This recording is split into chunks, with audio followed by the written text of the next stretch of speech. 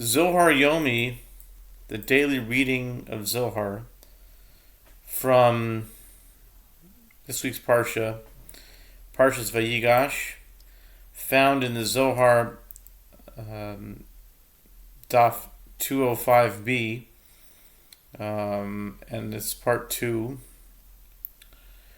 and it's with the words, "Observe that when the Holy One, blessed be He." We'll start from there. Observe that when the Holy One, blessed be He, created Adam, He gathered his earthly matter from the four corners of the world and fashioned him therefrom on the site of the temple here below, and drew to him a soul of life out of the temple on high. Now the soul is a compound of 3 grades, and now we start Daf 206a. It has 3 names, to wit, Nefesh, the vital principle, Ruach, spirit, and Neshama, the soul proper. Nefesh is the lowest of the 3. Ruach is a grade higher, whilst Neshama is the highest of all and dominates the others. These 3 grades are harmoniously combined in those men who have the good fortune to render service to their master. For at first man possesses Nefesh, which is a holy preparative for a higher stage. After he has achieved purity in the grade of Nefesh, he becomes fit to be crowned by the holy grade that rests upon it, namely Ruach.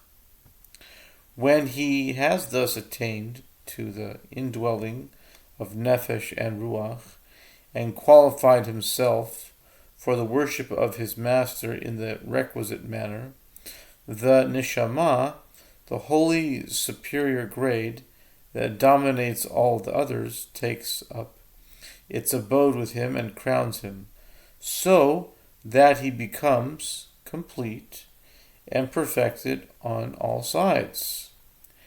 And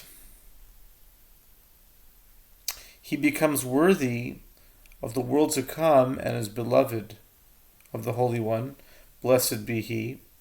Of him Scripture says, to cause my beloved ones to inherit substance. Proverbs 8:21. I believe it's 8:21, yeah.